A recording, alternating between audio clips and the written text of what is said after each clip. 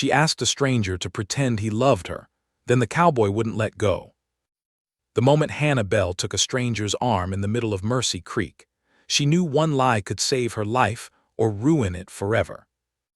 She did not even know his name. He had just stepped down from a tired bay horse outside the feed store, his coat dusty from the trail, his jaw rough with several days of beard, and his hat pulled low against the bright Texas sun. He looked like a man who wanted a meal, a bed, and no trouble at all. But trouble had already found Hannah. Two of Mason Vale's ranch hands were coming down the boardwalk toward her, slow and sure, their boots heavy on the planks. They had been watching her since she left the bank. One leaned against a porch post with a smile that did not reach his eyes. The other kept one hand hooked near his belt as if Mercy Creek belonged to him. "Miss Bell," the taller one called, "Mr. Vale is done asking polite." Hannah's hand tightened around the small, folded paper hidden inside her glove. It was not much to look at, just a thin bank notice with a red stamp across the bottom, but it felt heavier than stone. Her father's ranch, her dead mother's kitchen, the little creek behind the barn where she used to wash apples in the summer, all of it was balanced on that paper.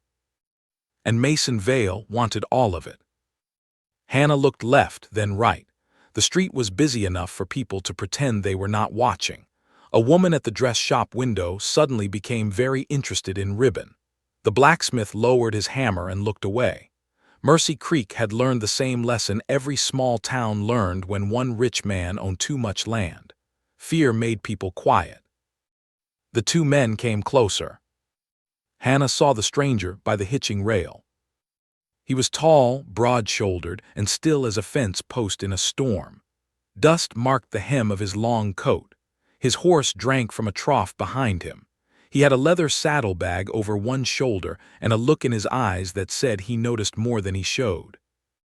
She had no time to think. She crossed the boardwalk in 3 fast steps, slipped her arm through his, and leaned close enough that he could feel her trembling. "Please," she whispered, barely moving her lips, "pretend to be my fiancé."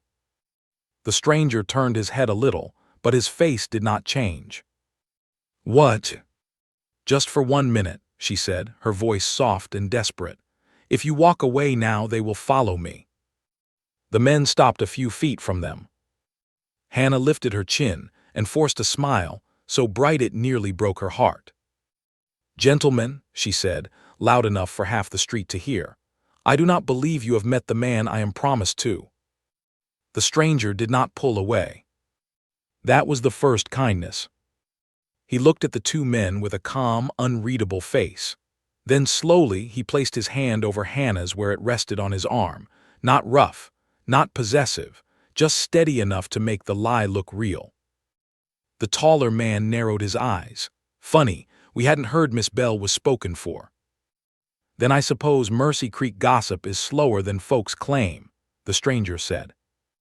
His voice was low, quiet, and strong, not loud enough to challenge, not soft enough to fear.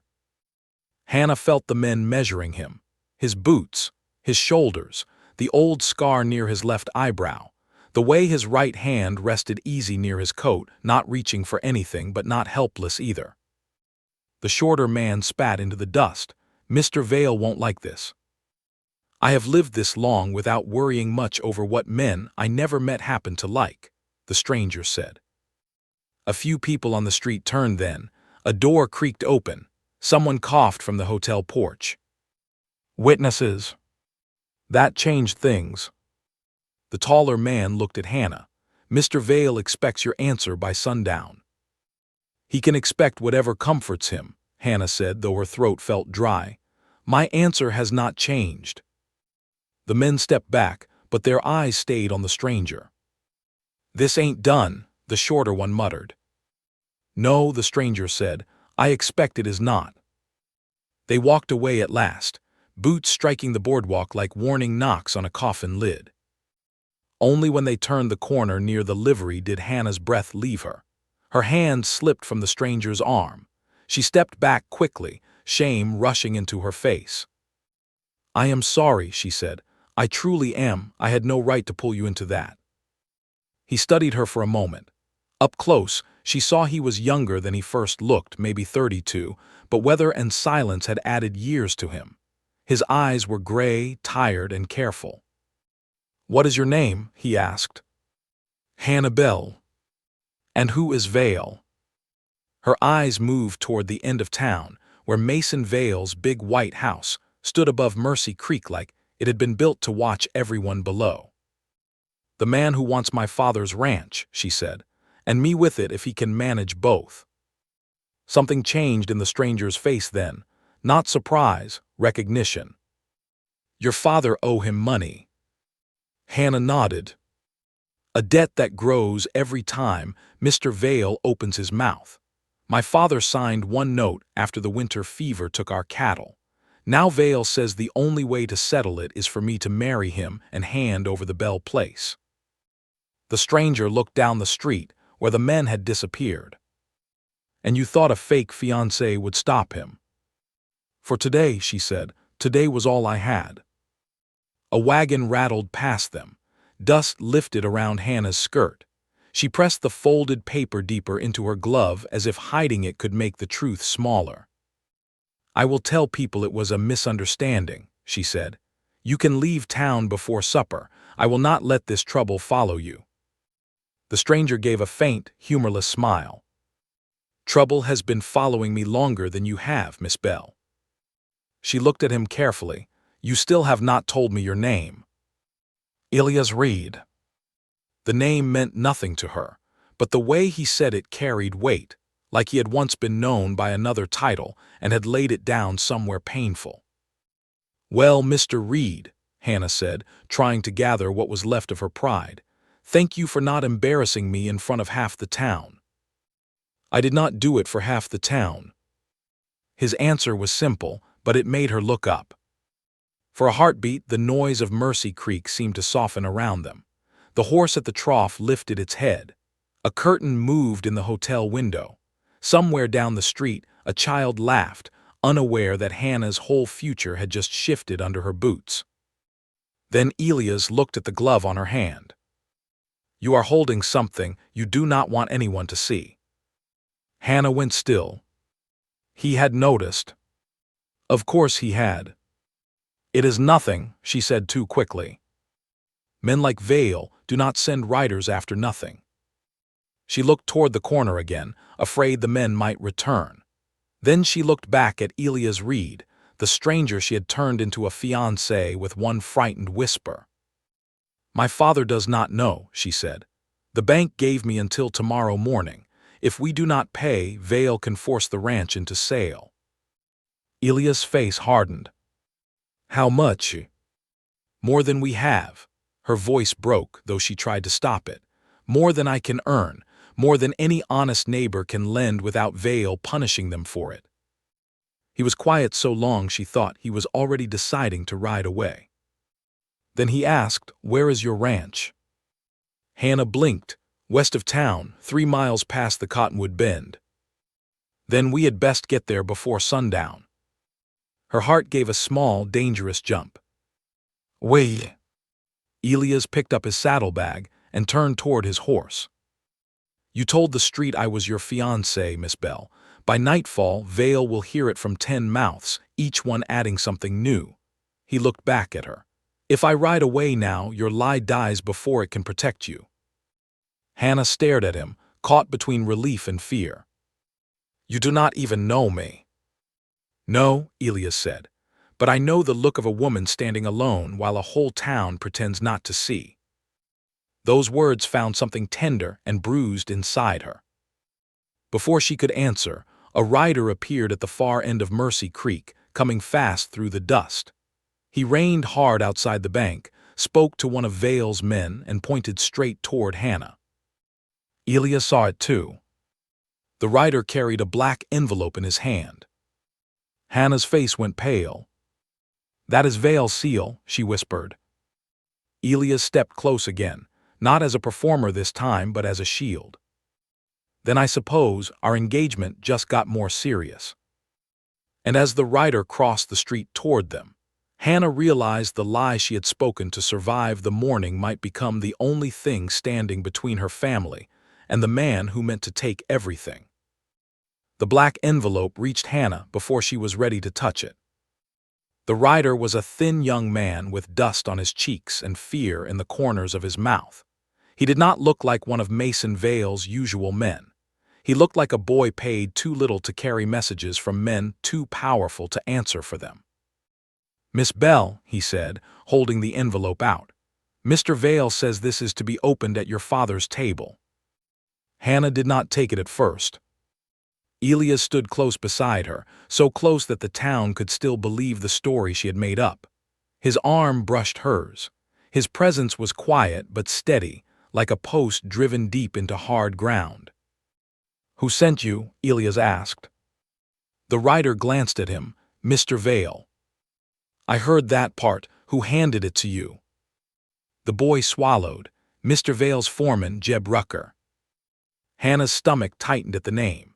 Jeb Rucker was the kind of man who smiled only when someone smaller than him had no choice but to listen. Elias took the envelope from the writer before Hannah could. He turned it over once. Black wax sealed it shut with a stamped letter V. "Tell Vale it was delivered," Elias said. The writer nodded quickly and left without another word. Hannah watched him go, then turned on Elias. "You should not have done that. Taken the envelope. Spoken like you had a right to. I am your fiancé, according to half the street." "That was pretend." Elias looked down at her, and for one strange second the hard line of his mouth softened. "Then I reckon I had better pretend proper." Hannah wanted to answer, but no words came. She had spent years teaching herself not to lean on anyone. Not neighbors. Not suitors. Not even her father, who carried enough sorrow in his bent shoulders already. Yet this stranger had stepped into her lie as if danger were not a reason to leave. That frightened her more than Vale's men. They rode out of Mercy Creek before sundown. Hannah sat straight in the small ranch wagon she had brought to town that morning, reins in her gloved hands, while Elias rode his bay horse beside her. The road west ran through dry grass and low mesquite, with the evening sun laying a warm gold over the hills. Dust rose behind the wagon wheels and drifted across the open land like smoke. For a while, neither of them spoke. Then Elias asked, "How long has Vale been pressing your family?" "Since the winter fever," Hannah said, 3 years. "Cattle fever?" She nodded. "We lost nearly half the herd. My mother had already been gone 2 years by then. Papa tried to hold everything together, but the bank refused him. Vale offered money before anyone else could say no." "Men like him never offer money," Elias said. "They offer rope and call it kindness." Hannah glanced at him. "You speak like you know him." "I know men built the same way." "That is not an answer."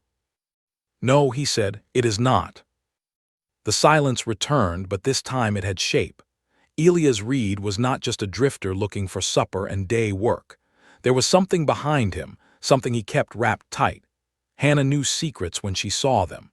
She carried one in her glove and another behind her ribs. The Bell Ranch appeared just as the sun touched the far ridge. It was not grand, but it was loved. A low house with a white porch, a barn with weathered red boards, a windmill turning slow. Cottonwoods standing near the creek like old guards who had seen every birth, burial, and broken promise on the place. Hannah felt Elias looking at it. "My mother planted those rose bushes," she said before she could stop herself. "The ones near the porch. They survived the drought." "Barely. Papa wanted to pull them up last year, said dead flowers made the house look sad." She smiled faintly. "I watered them anyway. They bloomed once this spring, just 3 roses, but they bloomed."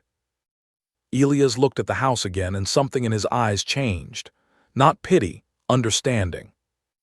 A man came out onto the porch before the wagon stopped.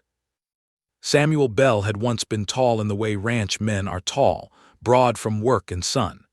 Now sickness and worry had narrowed him. His hair was mostly gray, his face lined, and one hand gripped the porch post as if the earth moved under him. "Hannah," he called, "who is that?" Hannah's hands tightened on the reins. Elias dismounted first. He did not rush forward. He took off his hat with respect and stood where Samuel could see his face. "Elias Reed, sir." Samuel's eyes moved from Elias to Hannah, then to how close they stood. "Hannah." She climbed down slowly. Her legs felt weak. "Papa, I need to tell you something before anyone else does." Samuel's mouth pressed into a thin line. "That is never the beginning of good news." "No," she said softly, "but it may be the beginning of the truth." Inside, the kitchen smelled of coffee, flour, and old wood smoke. Hannah had eaten every important meal of her life at that table. Now the black envelope lay in the center of it like a small coffin. Samuel stood at one end, refusing to sit. "You told Mercy Creek this man was your fiancé," he said. "I had to." "You had to." "Vale's men cornered me outside the feed store." Samuel's face darkened. "Why did you not tell me he was sending men after you?" "Because you already cannot sleep. That is not your burden to carry." Hannah looked down. "It became mine when he started asking for my hand instead of payment." Samuel closed his eyes. The anger drained from him, leaving pain behind. Elias stood near the door, hat in hand, silent. Samuel opened his eyes and looked at him. "And you agreed to this foolishness?" "I did not know I was agreeing until it was already done," Elias said, "but I stayed." "Why?" Elias did not answer quickly. "Because I have seen men use debt like a branding iron," he said at last. "And because your daughter was afraid, but she did not fold." Samuel studied him with a rancher's suspicion. Pretty words from a stranger. "I have uglier ones if you prefer." Despite everything, Hannah almost smiled. Samuel did not. "Open the envelope," her father said. Hannah broke the black seal with a butter knife. Inside was a single sheet of paper and a small pressed flower, dried flat and brown at the edges. Hannah froze. Her father saw her face. "What is it?" She lifted the flower with trembling fingers. "A blue prairie flower," she whispered, "like the ones by the North Creek." Samuel went still. Elias noticed. "What does it mean?" he asked. Hannah's voice barely came out. "My mother used to press these in her Bible." Samuel reached for the paper, but his hand shook so badly Hannah read it aloud. "Miss Bell, since you have chosen to bring a stranger into family matters, I will speak plainly. By tomorrow noon, your father may sign over the North Creek pasture and settle the debt quietly. Or you may marry me before Sunday service and keep the house, the barn, and your father's pride. Refuse both, and I will file for full seizure of the Bell Ranch Monday morning." The room fell silent.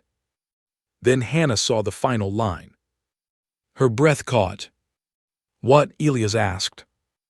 Hannah read it, her voice breaking. "Ask your father what your mother promised me before she died."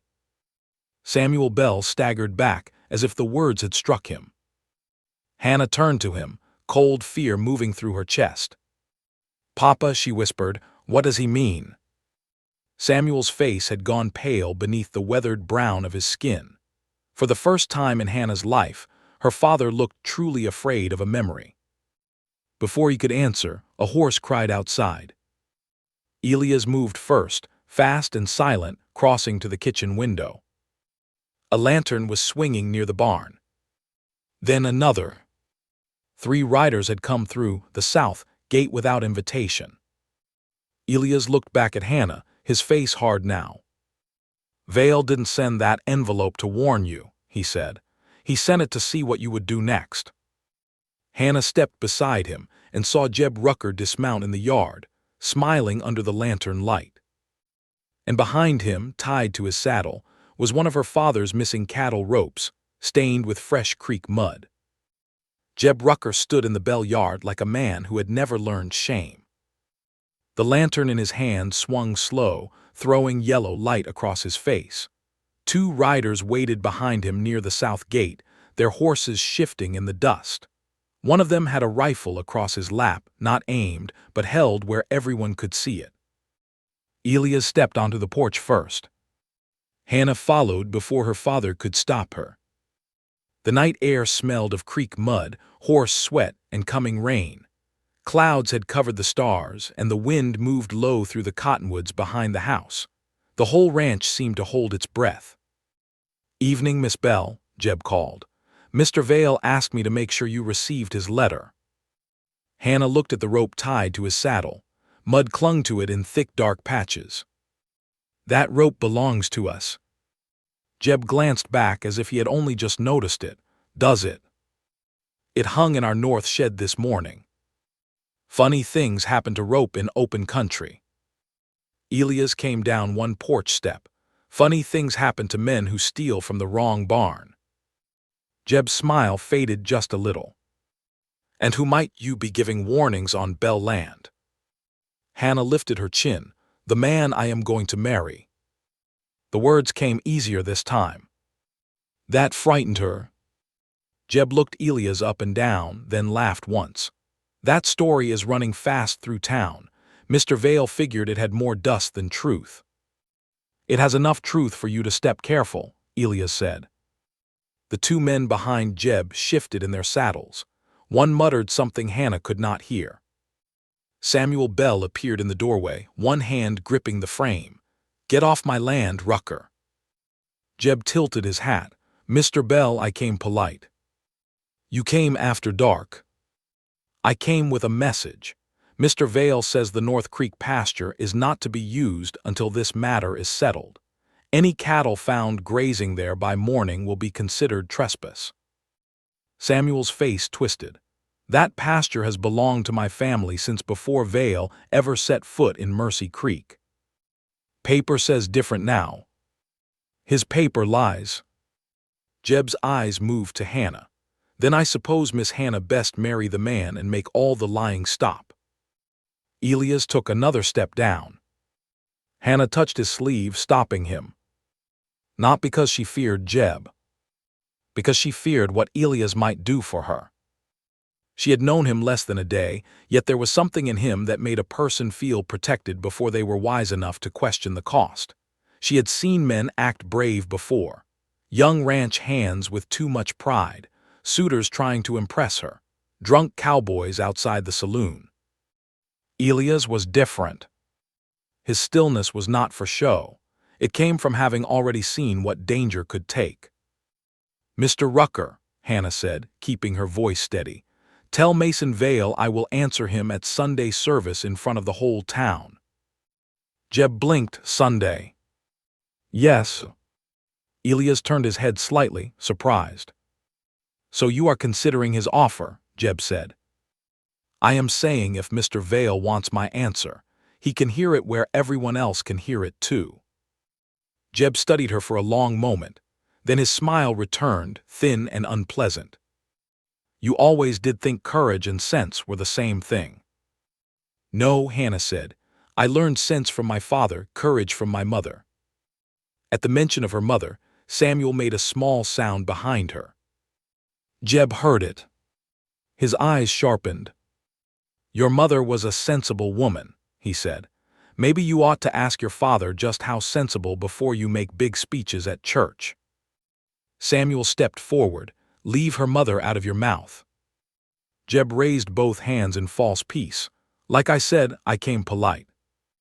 He turned his horse, but before he rode away, he looked once more at Elias. "You may want to ask yourself why a woman with so much trouble had to grab a stranger to stand beside her. Men in this county know better." Elias did not move. Jeb and his riders left through the south gate, their lanterns shrinking into the dark. Only when they were gone did Hannah realize her hands were shaking. Elias noticed, but he did not mention it. Instead, he looked toward the north pasture. "He is pushing the cattle off water," he said. Hannah nodded. "If the herd weakens, we cannot sell enough to pay anything. And if you cut the fence..." Vale calls it damage to his property. Elias looked back at Samuel. What did he mean about your wife? Samuel's eyes lowered. Hannah turned slowly. Papa. For several seconds, the only sound was the wind moving against the porch boards. Then Samuel spoke. Your mother went to Mason Vale before she died. Hannah felt the words sink into her like cold water. What? She was sick by then. Fever had been in her lungs most of that winter. I thought she was sleeping most days, but she knew more than she let on. She knew the cattle were failing. She knew the bank had refused me. Hannah shook her head. Mama hated Vale. She hated owing him more. Samuel sat heavily in the porch chair, suddenly looking older than the house behind him. She asked him for help, he said. Not for herself, for you. She wanted the ranch safe in case I lost my sense after she was gone. And what did he ask for in return? Samuel closed his eyes. Hannah already knew. But knowing did not make hearing it easier. He asked for a promise, Samuel said, that if the debt could not be paid by the time you were of age, he would have the right to court you with my blessing. Hannah took a step back. No. I never gave that blessing. Your mother was half out of her mind with fever when he put that paper in front of her. She signed nothing proper. I burned the copy he left. Elias spoke quietly, but Vale kept one. Samuel nodded. Hannah wrapped her arms around herself. She tried to picture her mother, thin and pale, frightened for the future, making a desperate bargain with a man who mistook weakness for permission. She thought she was saving me, Hannah whispered. She was, Samuel said, tears shining in his tired eyes. In the only way a dying woman could think to save anything, do not put blame on her. I don't. But the pain still hurt. For years, Hannah had believed Vale wanted her because he wanted the ranch. Now she understood something worse. He wanted to turn her mother's fear into a chain and make Hannah wear it. Elias looked out into the dark. He will use that paper on Sunday. Hannah nodded slowly. Then we need something stronger. What? The truth, she said, all of it, not just ours. By morning, Hannah had not slept. She sat at the kitchen table with a lamp burning low, her mother's Bible open before her. Pressed flowers lay between the pages, faded blue and purple from years of silence. Her mother had written notes in the margins, small soft words about rain, cattle, Hannah's first steps, Samuel's laughter, and once near the back, a line that stopped Hannah's breath. Mason Vale came again. I fear the help he offers has thorns. Hannah touched the words. Elias stood near the stove, drinking coffee that had gone cold. You found something. Not proof, she said, but my mother knew. Sometimes that is where proof starts. She looked at him. Why are you helping us? He set the cup down. This time he did not hide behind silence. Because Mason Vale's name reached me before Mercy Creek did. Hannah waited. Elias looked toward the window, where daylight was just beginning to pale the sky. I used to ride for a territorial marshal out west, he said. We were chasing a stolen cattle chain through 3 counties. Small ranches lost stock at night, then their debt went up by morning. Men signed land away because they thought bad luck had ruined them. Hannah's eyes narrowed. Vale. We never proved it, but every trail ended near one of his buyers. What happened? Elias' hand rested on the back of a kitchen chair. His fingers tightened once. My younger brother, Jonah, rode with me. He believed every bad man could be cornered if you followed long enough. Elias swallowed. One night we followed too close. Hannah did not speak. The room felt smaller. Jonah was killed in an ambush meant for me, Elias said. Vale's name was whispered by the last man we caught, but whispers do not hold in court. I turned in my badge after that. Couldn't carry it without seeing my brother's blood on the brass. Hannah's face softened with pain. Elias. He looked at her then, and she saw the wound he had been hiding since the moment she grabbed his arm in the street. I told myself I came to Mercy Creek for work, he said. Maybe I did, but when I saw Vale's men crowding you, I knew the road had not brought me here by accident. Hannah stood slowly. For a moment she forgot the debt, the envelope, the riders, and the church waiting on Sunday. She saw only a man who had carried guilt so long he had started mistaking it for his own shadow. She crossed the kitchen and placed her hand over his. It was a small touch. No town watching, no lie to perform, no need to make anyone believe anything. I am sorry about Jonah, she said. Elias looked down at their hands. For the first time, his voice roughened. So am I. The door opened behind them. Samuel stood there, looking from Elias to Hannah's hand resting on his. Hannah pulled back, but not fast enough. Her father said nothing about it. Instead, he held up an old tin box. I should have shown you this years ago, he said. He set it on the table and opened it. Inside were old receipts, yellowed letters, and one folded contract with Mason Vale's signature at the bottom. Hannah leaned close. Elias did too. Samuel tapped the page with one shaking finger. This is the paper your mother refused to sign, he said. I thought burning Vale's copy was enough, but she kept this draft hidden. I found it after she passed and could not bear to read it again. Hannah scanned the words. Then she stopped. Halfway down the page was a clause written in neat black ink. If marriage to Hannah Bell is refused, the North Creek pasture shall transfer in satisfaction of all future claims. Elias' eyes sharpened. He does not want the whole ranch first, he said. He wants the creek. Samuel nodded. Without that water, every small ranch west of Mercy Creek has to buy from him. Hannah looked from the paper to Elias. Then Sunday is not just about me. No, Elias said, it is about the whole valley. A knock sounded at the front door. All three froze. It came again, softer this time. Elias moved first and opened it with one hand near his coat. A small girl stood on the porch, no more than 12, holding a folded note against her chest. My pa says give this to Miss Bell, she whispered. He says don't let Vale's men see. Hannah took the note and opened it. Inside were 6 names. 6 ranch families.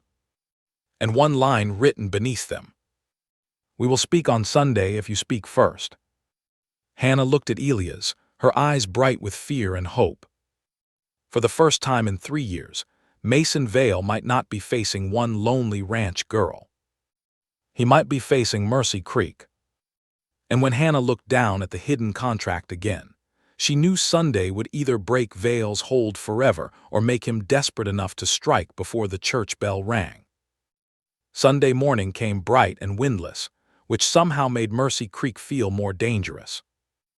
Hannah Bell stood in front of the small mirror in her room and pinned her hair with hands that wanted to tremble. She wore her plain cream dress, the one her mother had sewn blue thread into around the cuffs. It was not a wedding dress. It was not meant to impress Mason Vale, the town, or anyone else.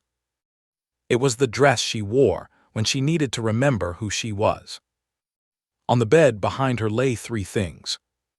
Her mother's Bible with the pressed blue flowers inside. The old contract Samuel had hidden for years. And the note from 6 ranch families who had promised to speak if she spoke first. Hannah touched the blue stitching at her wrist. Help me be brave, Mama, she whispered. A soft knock came at the door. Come in. Elias stepped inside, then stopped the moment he saw her. His hat was in his hand. He had shaved, combed his dark hair back, and put on a clean black coat Samuel had given him from an old trunk. It was a little tight across the shoulders, but somehow that only made him look more like a man trying to stand proper in a world that had never been gentle with him. For one quiet second, neither of them spoke. Then Elias said, You look like a woman no man ought to underestimate. Hannah's heart gave a soft ache. I was hoping for peaceful. You look peaceful too, he said, but the dangerous kind. That almost made her smile.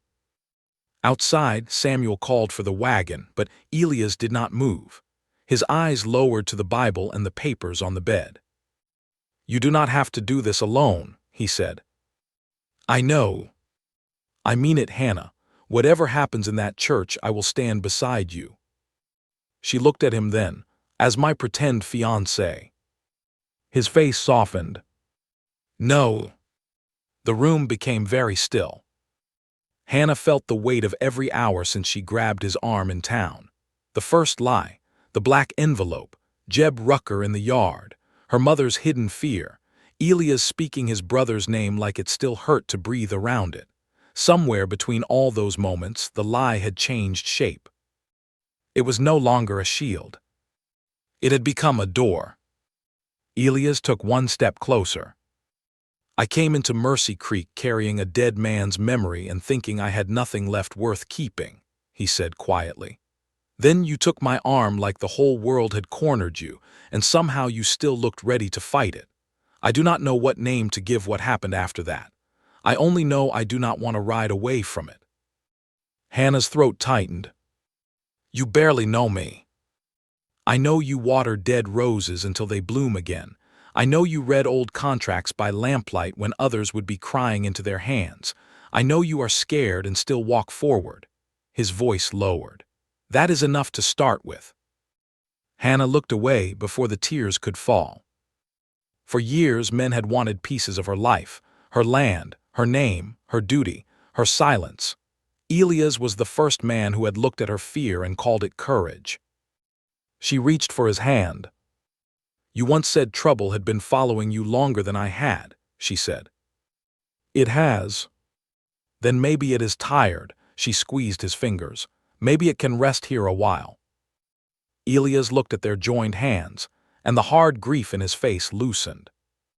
Samuel called again from outside. Hannah picked up the Bible and papers. "Come on," she said.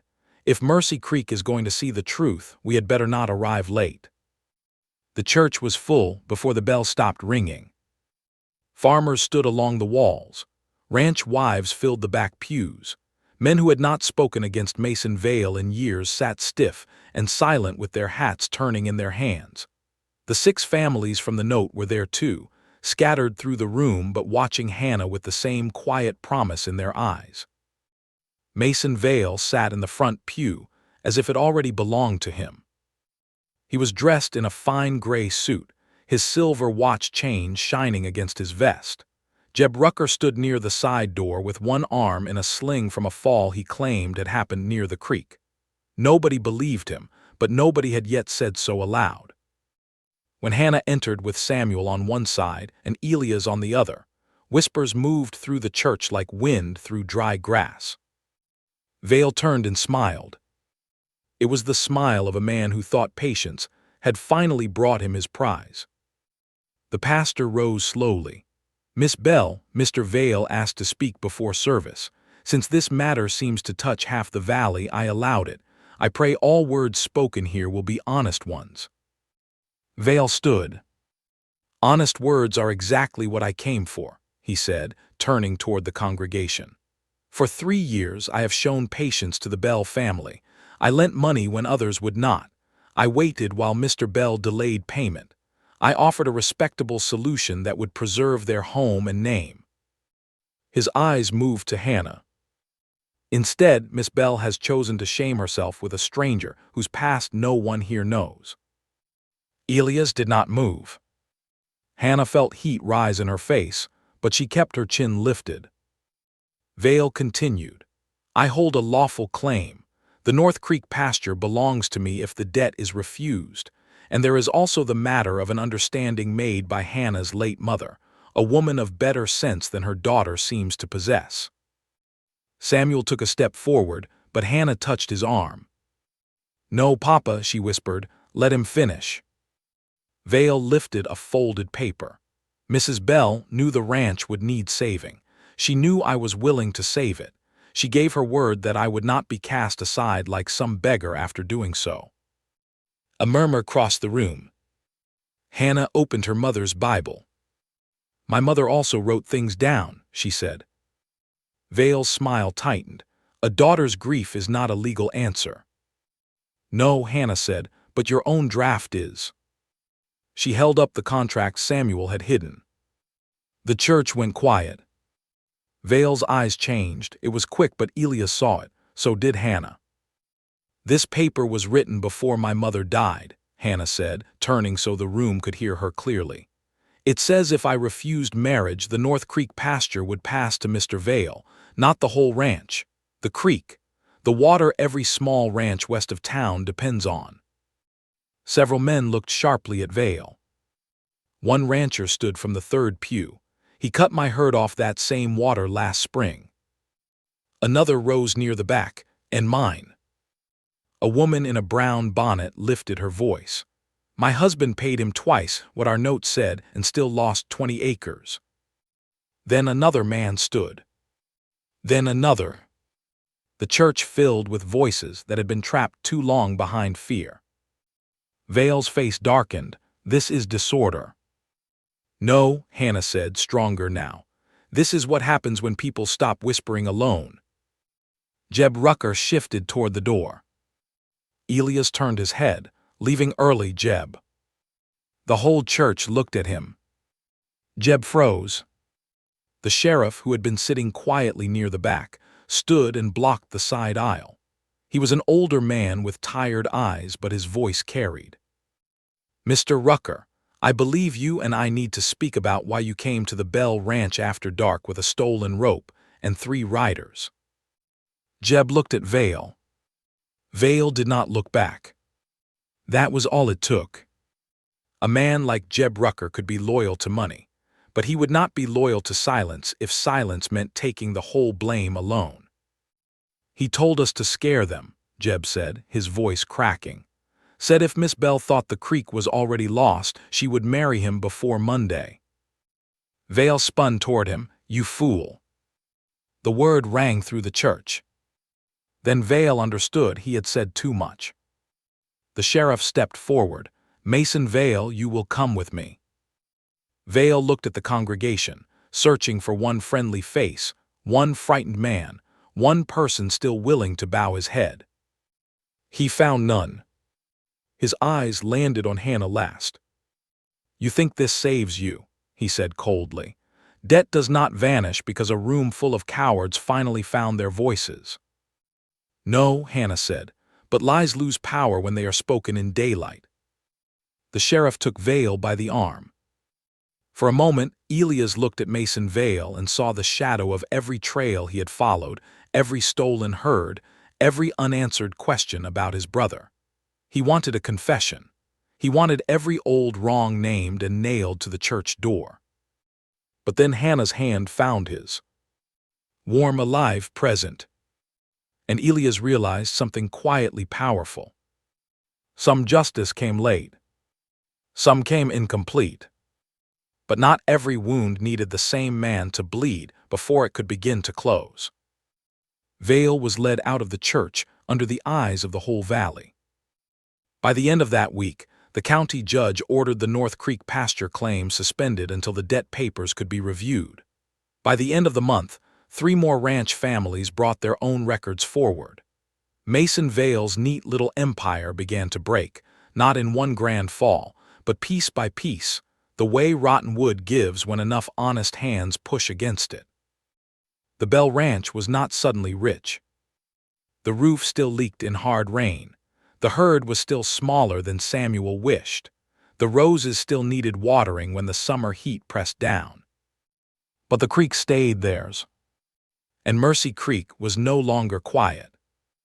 2 weeks after the church meeting, Elias stood near the cottonwoods behind the Bell house, holding his hat like a nervous young man instead of a hardened rider with a scar over his brow. Hannah came down the path carrying a tin cup of water and laughing softly at the sight of him. You look more frightened now than you did facing Vale. I reckon I am. Why? He looked at the creek, then back at her. Because Vale could only take my life, you might take the rest of it. Hannah stopped smiling. Elias stepped closer, his voice gentle. "I know we began with a lie," he said. "I know folks will talk until Christmas and maybe longer, but nothing I feel standing here is pretend. So I am asking you plain, with no crowd watching and no danger forcing your hand." He took her hand. "Hannah Bell, would you let me stay? Not as a shield, not as a hired man, not as a stranger wearing a title you needed for one desperate morning. Let me stay as the man who loves you if you can find it in your heart to love him back." Tears filled her eyes, but they did not fall.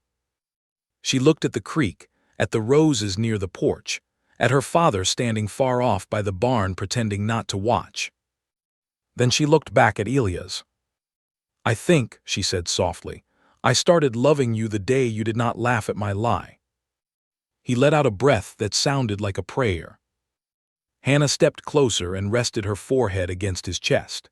His arms came around her, careful and strong, not pulling her into a performance for anyone, but holding her like something precious that had finally found a safe place to rest. That Sunday, they stood before the same church where Mason Vale had lost his hold over Mercy Creek. This time there were no threats waiting outside, no black envelope, no frightened lie between them. Samuel walked Hannah down the aisle with tears in his eyes and a blue prairie flower pinned to his coat. The 6 ranch families filled the pews. Even the sheriff smiled when Elias said his vows with a voice rough enough to make half the room look away politely. And when the pastor asked Hannah if she took Elias Reed as her husband, she looked at the man who had first been a stranger, then a shield, then the truth her heart had been brave enough to choose. "I do," she said. Outside, the wind moved through the cottonwoods and carried the sound of running water from the North Creek. The roses by the porch bloomed again that summer, brighter than they had in years.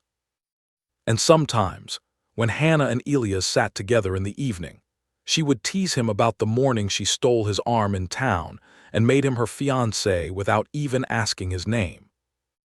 Elias would only smile, take her hand, and say the same thing every time. "Best lie I ever told the truth into."